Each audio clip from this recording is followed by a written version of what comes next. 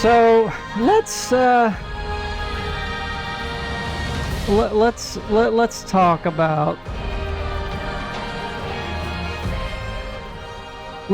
about Pandora. I think this was a completely midline game for me. It was beautiful, well crafted. The world building was phenomenal, but they didn't really give you a whole lot to do in it, right? Like you had the same quests over and over, the same style, fetch quests. Okay, which is pretty standard in open world games, but it's like each area was almost the same. It just, they're all forest. There was no different biomes, really, right? Oh, this is probably gonna get flagged.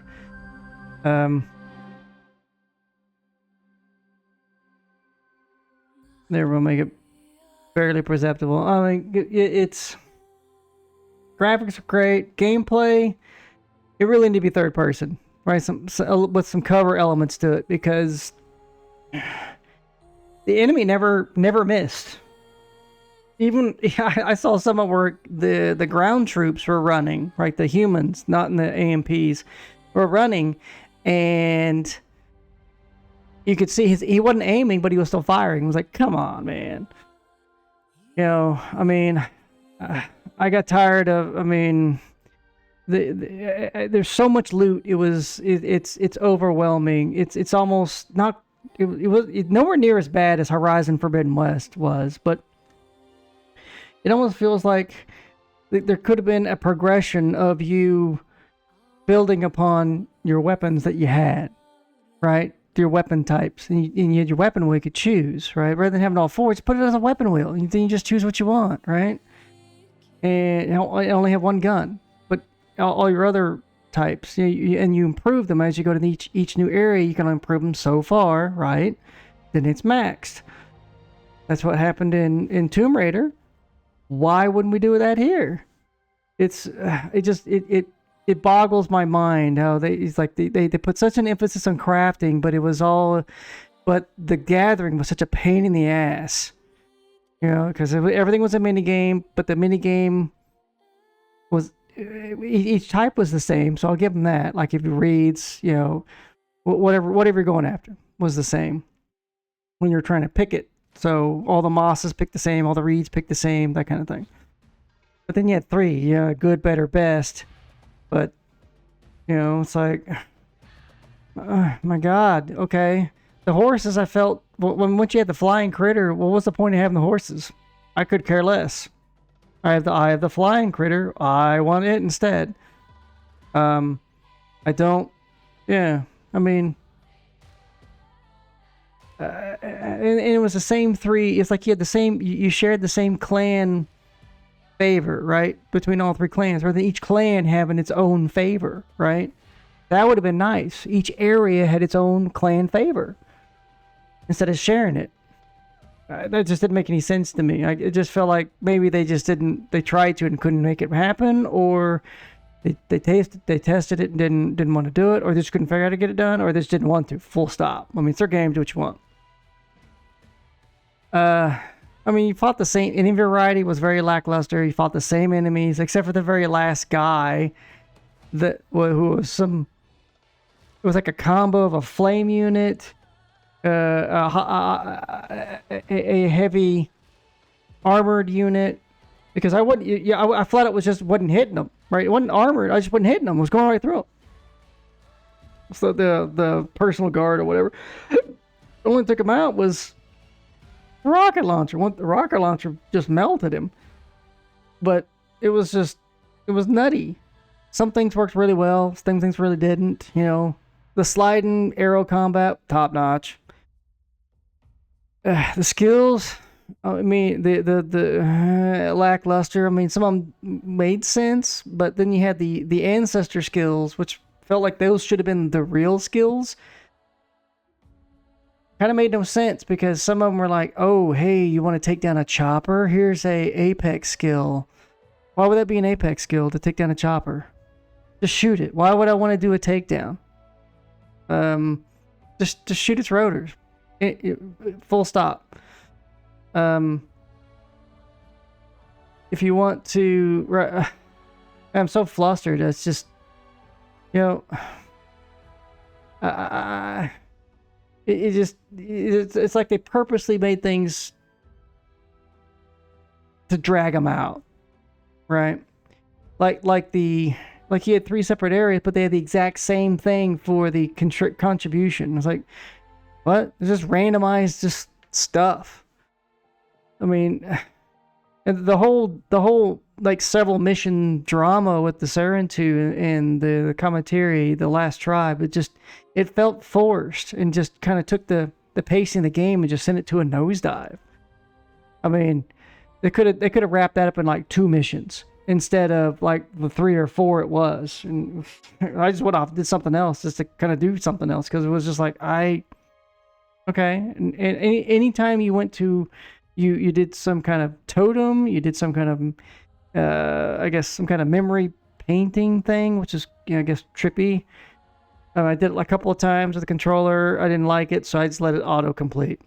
I did like for the most part, except for when the timed missions, I did like the scanner gun to, man, that finding out that you could hack the AMPs was a game changer.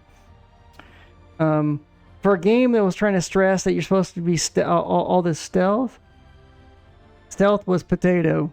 It was not very good. Assassin's Creed has better stealth than this. Far Cry has better stealth than this. I mean, you got a big ass giant blue person. Sometimes they see you, and other times, man, they're just like lasered in on you. And when one guy alerts, the whole area knows exactly where you are. Even if you're running around, they know where you are. I mean, so that's what I mean. I think it's 3.5. I won't be playing the DLCs because I just didn't enjoy it that much. I mean, I didn't do any of the DLCs for the last Far Cry because I didn't think it was very good. And I just don't really, the DLCs don't really add anything, didn't expand it out. I mean, the only time you saw the Na'vi interacting with the enemy, other than you, a one-man army, was the very last mission, and it was a cutscene. And they went through and it was instant, and they insta-gibbed them. And then they were gone in like 10 seconds.